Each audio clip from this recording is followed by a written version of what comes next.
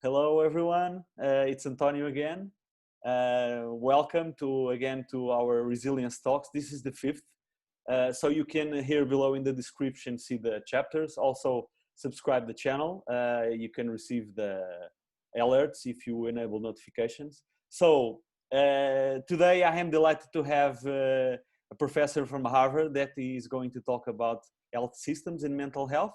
So I'm delighted to present Dr. Benjamin Cook. Ben, thank you so much for accepting my invitation. Yeah, thank you, Antonio. It's great to be here. Great. So Ben, I will jump now to the first. First, actually, I would like to present to the audience a little bit of your bio. So, Dr. Benjamin Cook is associate professor of psychiatry and director of a research lab at the Harvard Medical School. So he holds a PhD in health policy from Harvard University and an MPH in health behavior and health education from UNC Chapel Hill. So Dr. Cook is a health services researcher focused on improving quality of life and access and quality of treatment for individuals living with mental illness and substance use disorder. So his research tracks healthcare disparities in the US. He also is a mentor for faculty and students. Lastly, he has been principal investigator on several major grants from the National Institute of Mental Health and Agency for Healthcare Research and Quality. So Ben, can you tell us a bit what challenges do you think COVID-19 brought to the health system? Yeah, the list is long. This was not an easy time for healthcare systems in the United States. Yeah, I guess. Mm-hmm. Maybe the perspective I can give you is from two places where we have research centers. One is at Cambridge Health Alliance, which is a suburb of Boston. It's a number of the neighboring towns in the city of Boston, like Cambridge, Somerville, Everett, Malden, Revere. And then the other research center where I work is in the Bronx in New York City. Okay. There's a Center for Health Equity there. So, you know, those two places in some ways saw the brunt of the COVID pandemic because of where they were situated. One in Boston, which had some of the first cases and the first super spreader events. And then in the Bronx, which was really the epicenter of the first wave of the pandemic. And they had a lot of cases, right? That area, right? Yeah, a lot of cases. Really huge, yeah. I mean, think about at Montefiore Einstein in the Bronx, they had 2,300 deaths. Whoa, okay. That's in one hospital system. So imagine the changes that had to happen so rapidly in that hospital system. Okay. And they're bigger than Cambridge Health Alliance, and so had the ability to adapt in some ways. And Cambridge Health Alliance faced huge numbers of virus. So, one thing that we worked on really quickly was to try and adapt, and here my experience is probably better at Cambridge Health Alliance, was to try and anticipate when we would run out of beds. Right? Yeah. That's a crucial thing. We knew from Italy and from Wuhan that if you ran out of beds, then you would have to make terrible decisions about who can come in and who can't, based on their severity or based on their prospects, their comorbid conditions. Also the question about ventilators, no? And there's a question about ventilators, exactly, yeah. So we were trying to model what the cases looked like in the area, and then of the cases, who needed to be hospitalized, and then of the hospitalized, who needed to be ventilated, and then who would get better and who would die. So those were the kinds of things that we were modeling as the first wave hit. And we realized that we were going to lose our bed capacity within a month or so when we were looking at this in March. And and so the health system just had to scramble to figure out where they were going to put patients. And so they put in a lot of effort into changing different wards, like the psychiatry inpatient became a COVID ward. The Tufts dormitories, the university dormitories nearby, became places where they were going to use for rehabilitation. They worked with the state to send people to the convention center if that needed. Whoa, okay. Big improvisation, right? Also, no? Improvisation, yeah. But, you know, it was all last minute because, Mm-hmm. and I don't know if they got it quite exactly right. I mean, they did a heck of a job and the hospital system did a heck of a job, but they also at the same time were trying to communicate with their providers, many of them who weren't coming into work, to tell them they had enough personal protective equipment, to tell them that it was going to be safe when they came into work. There's a lot of protests among nurses, especially, who are the ones most impacted by COVID. So at Montreal, there were dozens of healthcare workers that passed away during the pandemic. So they were busy doing all of that communication. They were busy trying to figure out how to create a safe space that had separation between people, how to allow or not allow families. There were so many things that so many fires to put out to get ready for the wave that was coming, that often they were just going day to day, trying to live day to day and not doing enough planning for the month ahead. So I don't know if this question, sorry to interrupt, but of course, as how you are saying, it comes to me this. So did it happen the different kind of interpretation of the orders from, I don't know if it was disparities between the orders from administration and then the each state? Did you sense that it was confusing? Everyone knew what it was supposed to do, or it was like confusing? No, I don't want to put politics here, but it's inevitable, because also in Brazil we see this confusion about what to do, right? No, that's right. I mean, in Massachusetts, I think there was a somewhat concerted effort because there was such little federal leadership coming from the federal government that in the end, the states took over. Federal. State and Massachusetts State and New York City, the leadership had to take over at some point.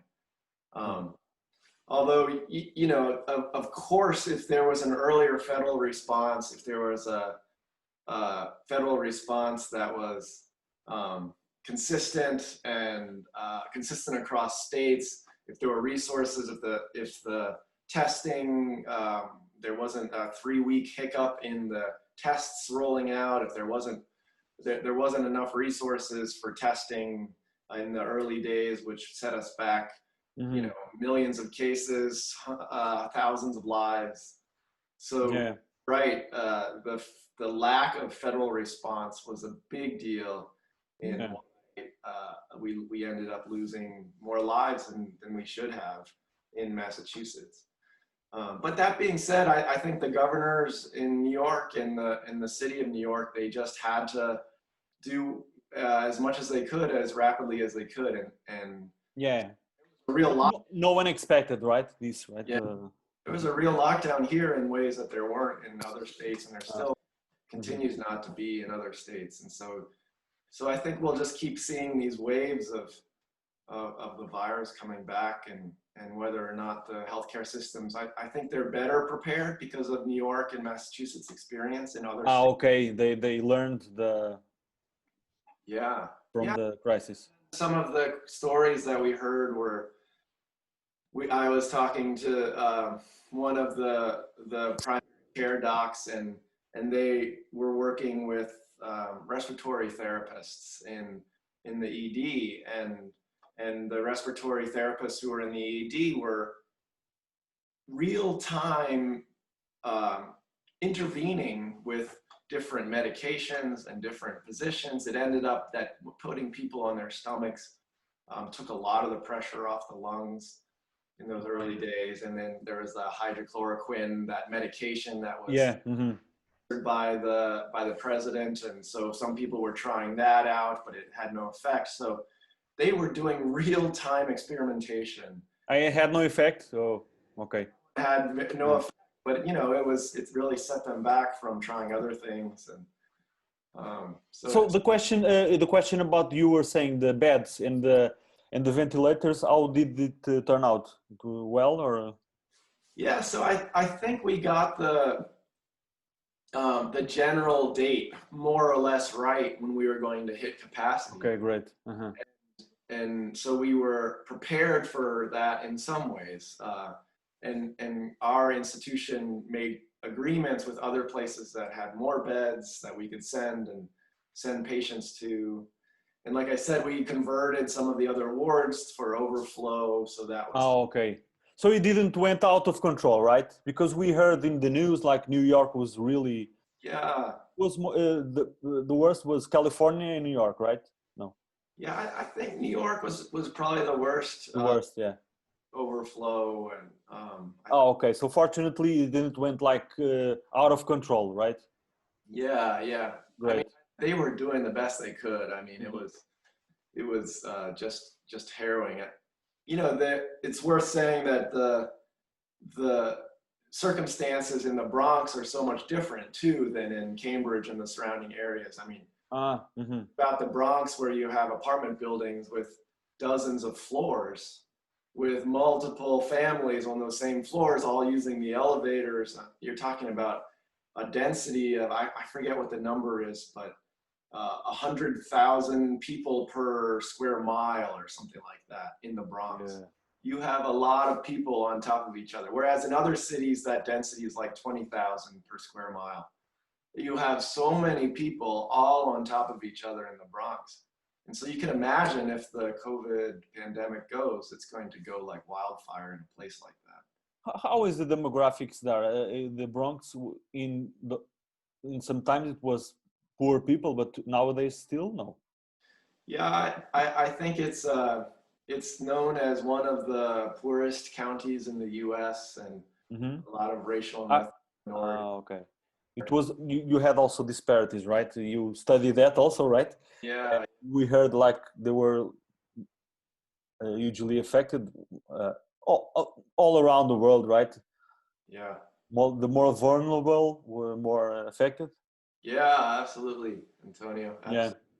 No, there was a study that just came out that put a number on it that said, you know, if you live in a neighborhood or a city or town that has 10% more Black residents per capita, then your risk goes up by 300% of getting COVID in Massachusetts. Those were the numbers that came out yesterday. So, and in the Bronx, it was also true. When you looked at the different boroughs, the Bronx was really the place that had the highest rates of COVID in those areas that were more likely to be Black neighborhoods, Latino neighborhoods, diverse neighborhoods, poorer neighborhoods were the places where it was really impacted.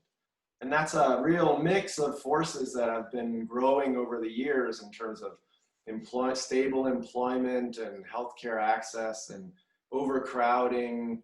Redlining had created housing policies that segregated many of these populations in these neighborhoods that have poorer health, access to foods, to healthy foods, poor access to parks, and the list goes on and on, the layers and layers and layers of ways in which these communities were vulnerable to COVID. Has a long history and ended up being a really crucial factor for why they ended up having really high rates of COVID and death rates. It really speaks to so many of the inequalities that we have in our country. It was just a precipitation of all of these things that have been coming out, that have been building for decades in our country. Yeah. So, Ben, in your opinion, secondly, what are the key factors that build resilience in a health system? What do you think? Yeah, I like your your focus on resilience, Antonio, in this. Yes, I have to put 2 questions about resilience because my channel is about resilience. But of course, you are a specialist in the health system, so I tried to. Yeah. But you can talk, of course, and I'm delighted to hear what you have to say because you are really uh, into this in these issues, right? Yeah. Thanks, Antonio. Yeah. You're welcome. Well, first of all, I guess I'd say that this idea of resilience and thinking about it as an individual idea is a strong one. It carries a lot of weight, and you know, I have a lot of that in my family background too. My mom Really? Okay. was from North Vietnam, and Okay. father was uh, part of the country that was separating from the French, and so she really grew up in a civil war and a war for independence from the French, and then a civil war in North Vietnam between the Viet Cong and the nationalists that wanted to preserve somewhat of a democracy instead of communism. And so she was removed from her home at 9 and spent a long journey heading to South Vietnam with her 5 brothers and sisters. I think she had another brother or sister along the way. And her parents were gone, so she was the 9-year-old taking care of the family during this long journey to the South. And then she made it to the South, and then in South Vietnam, the war came, and so she emigrated to the United States. And so, you know, think about story of resilience, right? Yeah, exactly. Think about the resilience that it takes as a 9-year-old to just keep bouncing back and bouncing back when your parents are gone. You're taking care of 5 kids, and they were really walking through the rainforest in North Vietnam to get to the boats that were going to take them to the South. And then my dad is a longtime triathlete, and so you know he has these Ironman triathlons that he's done where he was out on the Kona coast with 35-mile-per-hour crosswinds in the middle of his 112-mile bike and has no energy. And then where do you find the energy? That kind of resilience is, you know, I just admire and draw so much strength from both of them. Great. There's a flip side of resilience, which I also wanted to say, which is it's almost a luxury to exercise resilience. And I don't know if this came up in the stuff that you've done or the things that you've thought of, but in some ways, folks who have encountered systematic racism, systemic oppression, and those things, for them to get beaten down and then pop back up again is resilience, but it's also survival. It's also their everyday lives, and in some ways to be able to do a triathlon where you go to Hawaii and you have a fancy bike and you show you're resilient after having a hard 50 miles on the bike. That's very different resilience than so you say different levels of resilience. Yeah, maybe it's different levels of resilience, or you know, is it resilience? Is it too much of a focus on an individual and an individual's resilience when we're not addressing the systemic issues? I mean, you keep popping up from decades and decades of segregation, residential segregation, and Jim Crow laws and police brutality. And is that resilience if you keep popping up? It is, I think so, but to say that because you resist that toxic environment, right? Yeah, exactly. That's resilient, but it starts to lead people to think, well, if more people were just more resilient, then this wouldn't be a problem. They just need to be more resilient. And it starts to take the lens away from the actual problem, which is the years of segregation and the years so interesting, it's come to think you shouldn't need to be resilient, right? Because the system and things, some systems or some unjust systems or some unjust situations. Yeah. Yeah. I mean, there are times totally. course, we're all going to go through ups and downs in our lives, and resiliency will matter. That's part of being, you know, the human condition. But there are also systemic things that make it so some groups of people have to be resilient every day. Yeah. And that kind of stress just wears them down and makes it so they're more likely to have health problems and mental health problems. So Exactly. it's like an addendum to the theory of resilience or something like that. But so you think that is a bit individualistic construct? Yeah, it kind of turns the lens on an individual and might do that to an extent that misses the larger systemic. Yeah. No, I totally agree. Yeah, you have of course, the individual story and the individual bouncing back, as you were saying. Yeah. But then you have, the community, you have the system. Yeah, exactly. Great, Ben. So, and what about the health system? I have a tangent. Thanks for letting me go off a little bit there. Yeah, I'm here insisting. No, because you have so many of these questions. Also here in Portugal, I think we have a completely different health system as the US, but because our is more public, right? So I guess you're not so that case, but interesting for us because how can we tackle, how can we deal with this? Even you said, I think one factor that is learn with the right. I don't know if this is a factor, but you learned a bit with this. No, I think the ways there are a number of examples in which healthcare systems can do a better job in a pandemic, and they can become more resilient to these waves of disasters that are likely to come, whether it be from the weather or from a lot of factors, like viruses like this. Or so one example of this of resilience at the health system level might have been the ways in which telepsychiatry flipped. It was like a switch that flipped on. So think about tens of thousands of appointments over a year of psychiatry visits, and those include medications and long-term therapy and cognitive behavioral therapy, medication management, on and on and on, right? And then all of a sudden, the hospitals were closed for outpatient business. Okay, yeah. So they had to switch, and Cambridge Health Alliance was able to do that within days. I mean, this was a project that Cambridge Health Alliance had thought about for years, and it had been in the planning process. But they teamed up with Epic, who does the electronic health record, with Google, who runs a lot of the platform of the electronic health record system, and other of our platforms in the hospital. And within 5 days, they had telepsychiatry up and running. There was a user interface. There was the ability to bring in interpreters to the meeting.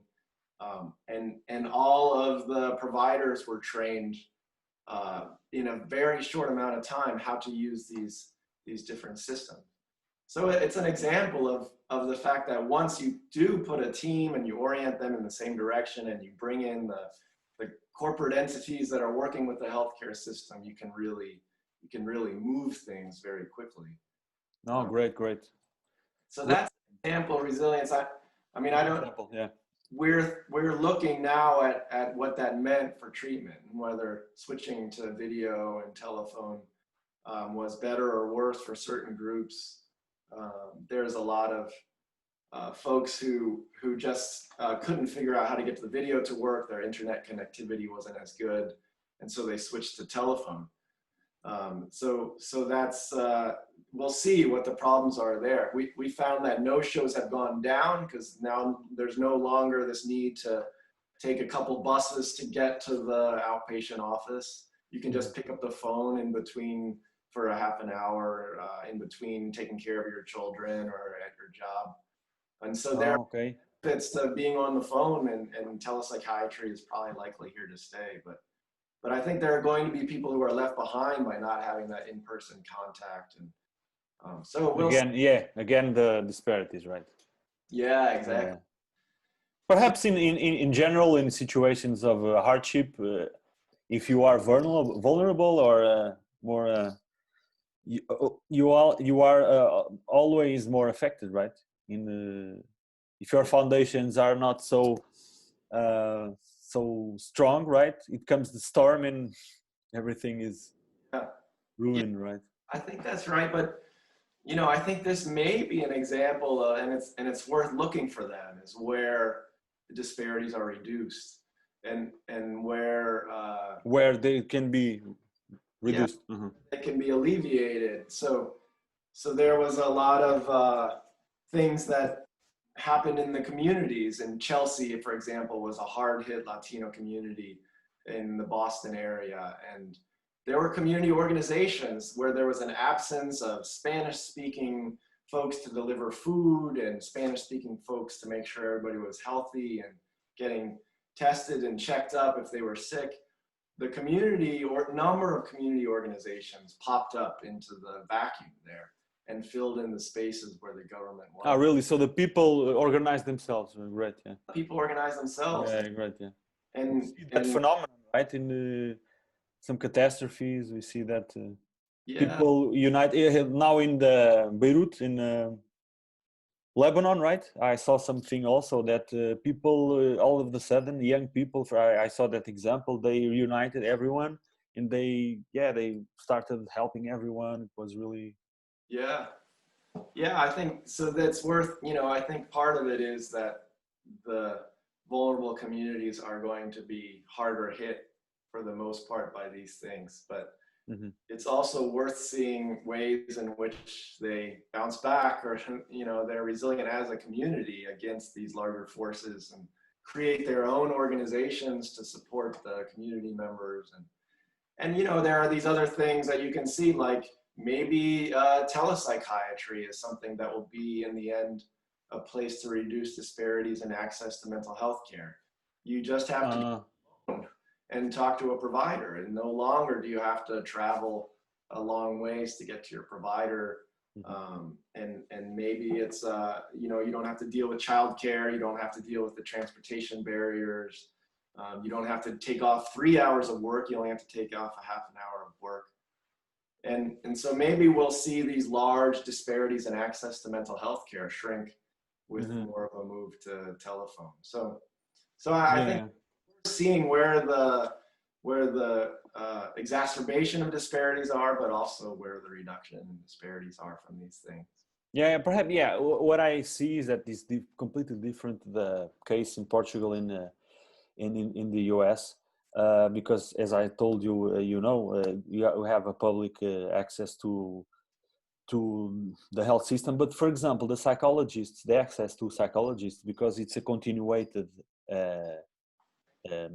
help that you need, you don't have so much. So I don't know, because for example, you have like a one consultation or that, but then the continuated help, not so much. But even nevertheless, the health system is pretty much open, and it covers a lot of things. But in that case, you are saying that if people don't have like a health insurance in the US, right, it's very difficult to access to even the mental health, even more difficult, or it's the same as other no, the numbers that you see for mental health care are so much lower than diabetes and asthma, things like that. I mean, of those that need care, so those who are in serious psychological distress, our national studies show that about 50% of the population gets any treatment at all.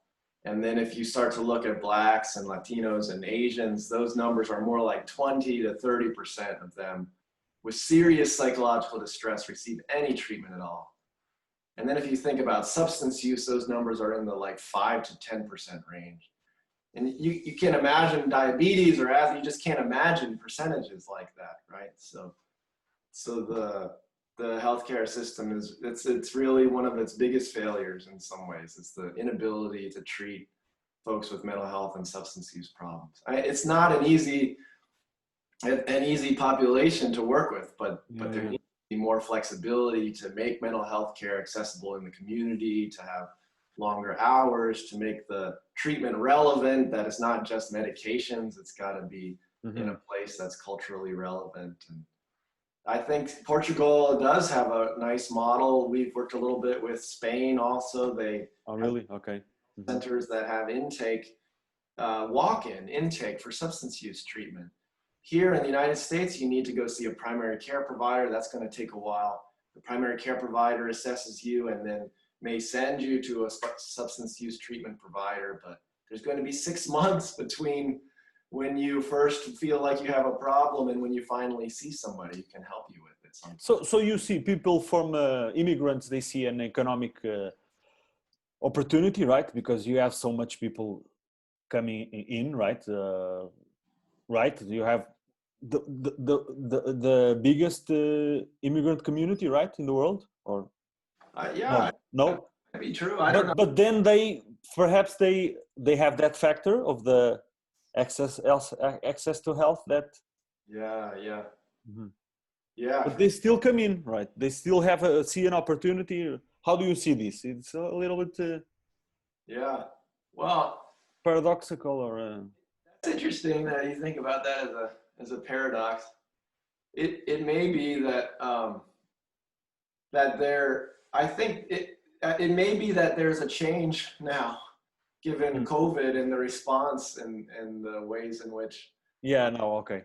putting up barriers to immigrating into the United States. But yeah, if you go back a year or something like that, I think that the U.S. was still a place where there were just a lot of jobs, and folks need food and housing, and so they're willing to, you know, walk a long way from Central America, for example, to try and find a way into the United States, and for them the jobs and the food and the ability to provide for their family is a much higher priority than getting the mental health care or the health care. Many of them are very healthy. That's the only way they can make it in from this. Yeah, like the minimum. So yeah. Yeah. Yes, I understand what you're saying. That have Survival, yeah. a lot of faculty, physical and mental, in order to make it for those long journeys. So I can see why they would prioritize getting employment and things over the lower access to healthcare. But that doesn't mean that once they're here and an active part of our economy that we should say, well, you're here, you have jobs, what are you complaining about? Yeah, of course, yeah. I'm trying to see from outside the question, or trying to understand their way of thinking. Yeah. Yeah. I think you know, a lot of stories that we've heard about, for example, Salvadoran families from El Salvador. They were under some pressure in their home cities with gangs, for example, and there was a lot of violence in some of their towns, and so they said the way we're going to survive this is to head north, and we know folks in the U.S. that will take care of us, and then they take a long journey up through Mexico. And Mexico. often what you hear about is traumatic experiences in their home in El Salvador, and then traumatic experiences between El Salvador and the border, these long journeys that are often run by coyotes or other folks who might abuse financially, sexually. You hear lots of Exactly. and then you get to the border, and there you have all the problems with customs and enforcement. And you've heard about separation of parents and children at the border, at the U.S.-Mexico border. Yeah. And then maybe you get it, and then you finally make it, and then you've had multiple traumas along the way, and you get to the city and finally feel like you can breathe. But many of these cities now have these layers of social problems that we were talking about at first, with related to housing and crime and multiple kind of structural segregation rules that keep those neighborhoods in. So it's so interesting. So you have also different kind of resilience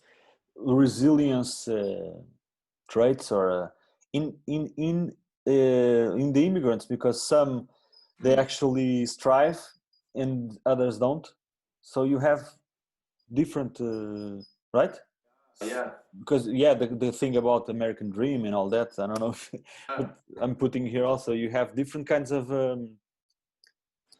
Yeah. outcomes. Yeah, there's a lot of variation, and you know, it's kind of back to this individualistic idea that's so Yeah. prevalent in Mm-hmm. the country, and why social programs are underfunded. There's a long history of us being exceptional and individuals, and so that story of someone making it through that long journey, making it, and then Your creating their case of success in Harvard, so yeah, and then yeah, making your kids going to school and doing well. That there are stories like that yeah, that keep a lot of folks going and keep the pressure off the folks that under-resource social programs, right? They say, mm-hmm. if you were just like those model minority immigrants, then you could pull yourself up by your own bootstraps. You would be resilient yourself. You don't need any social programs to pull yourself up. Look at, and then you list out an example of the few people that have really made it. It's a way.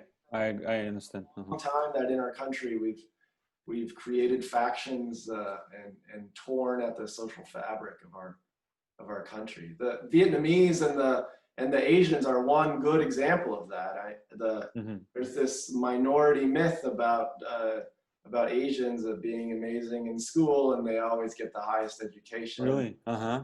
Whereas Vietnamese, they came much later. They came from a war-torn country, so these weren't the academics that came from China in the early immigration years, and they didn't come with a lot of assets. And now you see a lot of Vietnamese living in poverty, and that kind of breaks this minority myth. But it doesn't fit with this myth that immigrants come and they pull themselves up by their bootstraps. They're resilient. So why can't you be like that?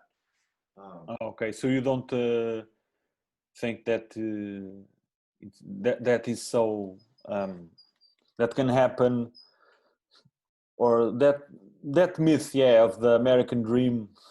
Yeah. Yeah, I think it's been a nightmare for a lot of people. It the has nightmare, yeah, exactly. And you see all the El Salvador people, or the right from Central America, right, or yeah. I mean, South America. those are the neighborhoods where COVID was the worst, right? So Yeah. so you come from something to get a job, and then this lack of social fabric, the lack of social programs made it. The lack of federal response to COVID impacted your community the worst of all. And so you kind of came from one fire and hopped into another fire. So do you have any correlation in your studies? Do you have any correlation that sees that immigrants that strive have something in common? Can you tell us? There's any study about that? Yeah, there's been a lot of I'm completely going out of the subject, but I'm interested in subjects, and you are so specialist, so I would like also to.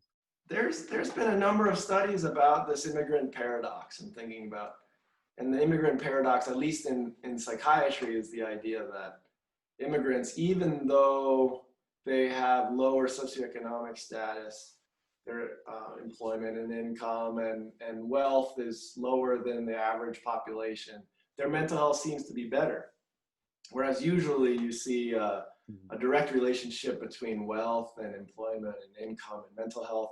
Here you have folks with little wealth and employment and income who are doing well mentally. And so there are a number of studies that are trying to understand what it is that's driving that paradox. Ah, okay, interesting. And we've done one study that showed that as the longer you stay in the U.S., the worse your mental health gets. And so by the time the Latino immigrants are 20, 30 years into the U.S., their mental health is back looking like the average in the U.S. And the next generation, you're starting to look much more like the U.S. in terms of mental health problems. And so it decreases the mental health. Yeah, so you start to think about this toxic exposure to the United States, and what is it about the U.S. that's so toxic, and what is it about certain immigrant groups that's resilient to that toxicity is some of the things that people are trying to study. One thing we found that was toxic was your exposure to discrimination. So there have been quite a few studies that show how much discrimination gets under your skin, gets into your mind, the constant, they could be microaggressions, or they could be, you know, missing out on a job or missing out on a nice apartment because of the color of your skin, or because you don't speak English as well, or because you're dark skin, Latino, or things like that. Yeah. They all have a real impact on discrimination, which then has an impact on your mental health. So what we found was that as you stay in the US for longer, you experience more discrimination, you perceive more discrimination, you see the discrimination that's being thrown at you, and then your mental health. It's one pathway that we thought that could explain this.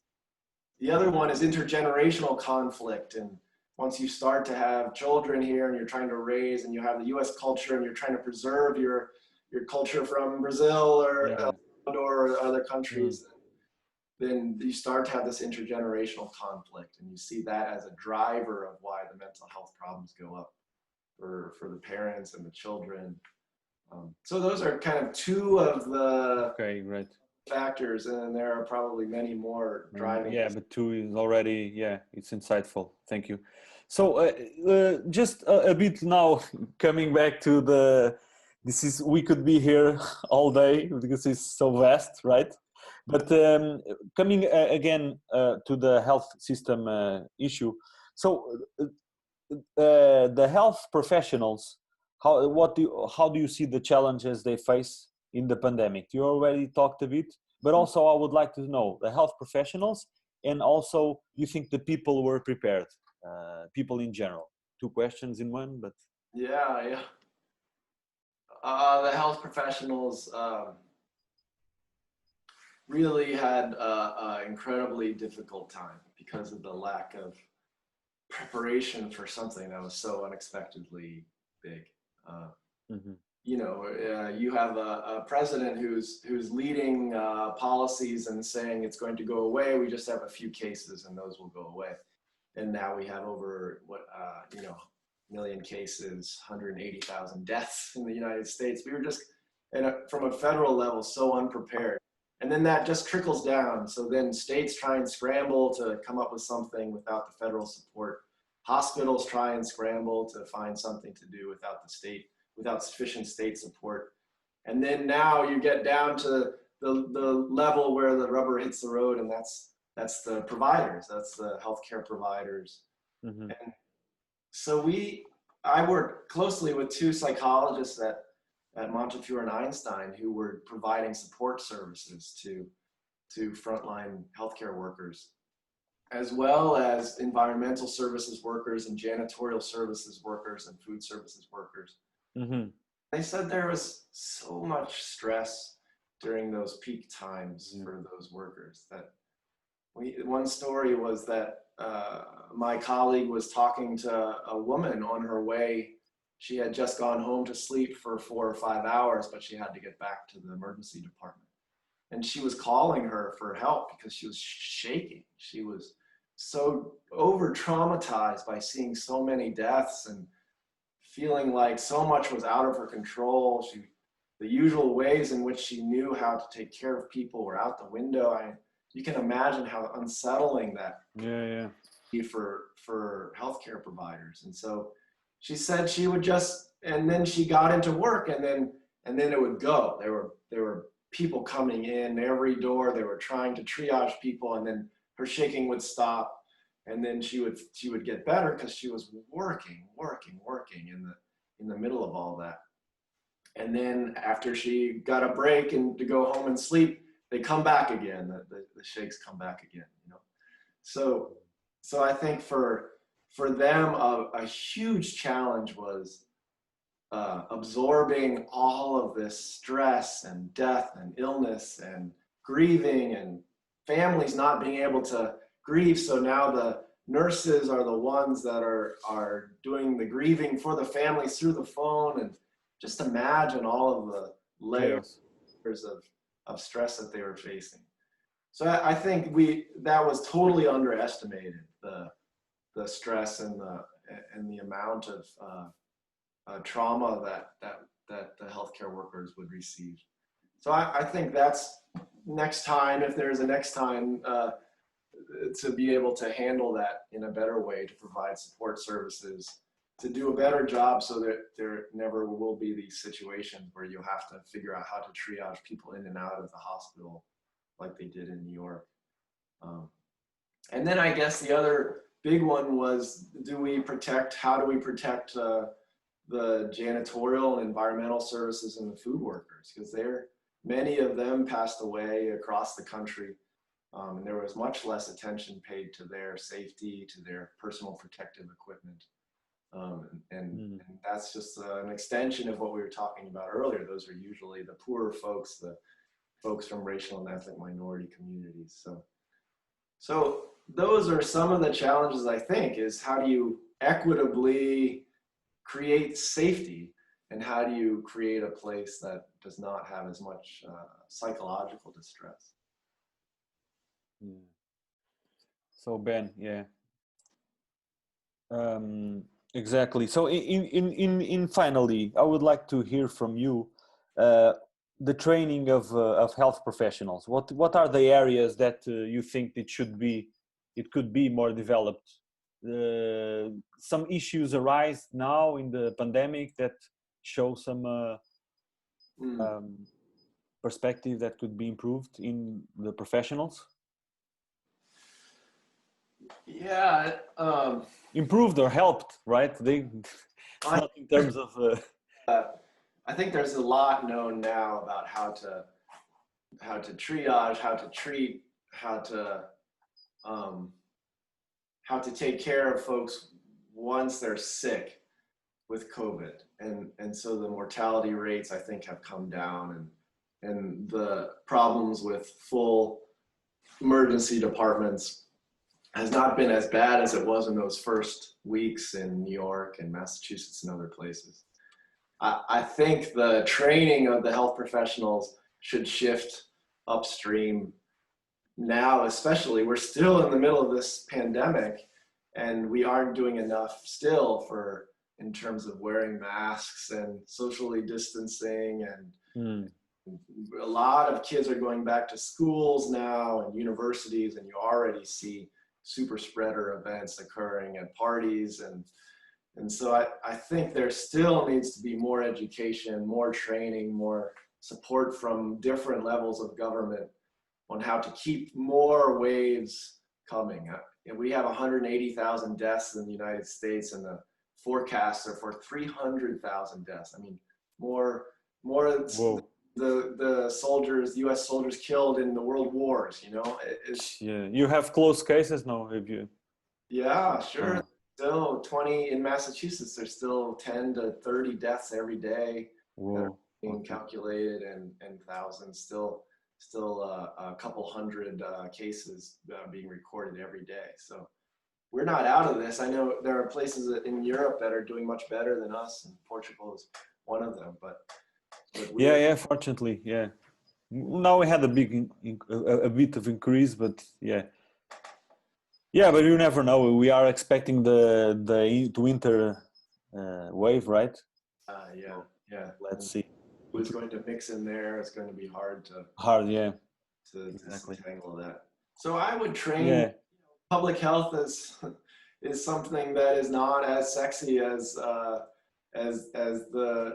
life-saving surgery, but it's the one that's going to save hundreds of thousands of lives. Exactly. And people sometimes, I don't know if you agree, but people sometimes forget that these prevention measures like masks and all that, not only lives, but it's to prevent the crash of the system, right? Because exactly. Right? Exactly. Yeah, I mean, sometimes people don't understand in some views of again, too much individualistic. I also that talk about personal freedom and all that. That is okay, but when you live in a community or live in with each other, and also the question about the system, right? The health system, practical. It's a practical issue, right? Yeah, yeah. No, it's like a running theme in our talk today, right? This Really individualistic stuff. yeah, nowadays, yeah. Again, being a always yeah. since the French Revolution or always. So then, you know, so I think more education on the public health side is so important. And then we talked about these layers of social determinants of health that are impacting Black and Latino populations in COVID.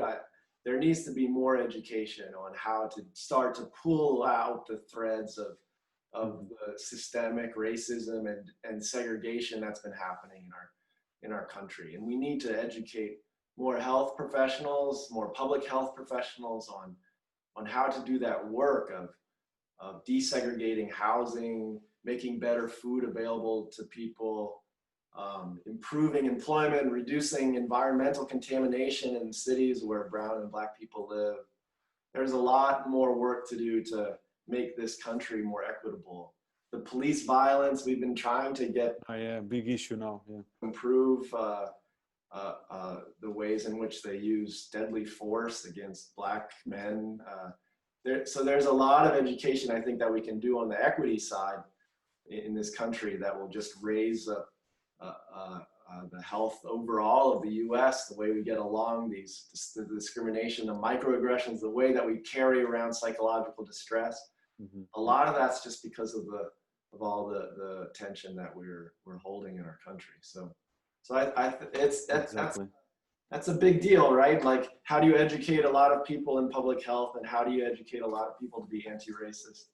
But yeah, big issue. Yeah, there's a lot of efforts going on around the world. So to be able to lift those efforts up, I think is really important. There would be another talk about that question. Ben, thank you so much for your time.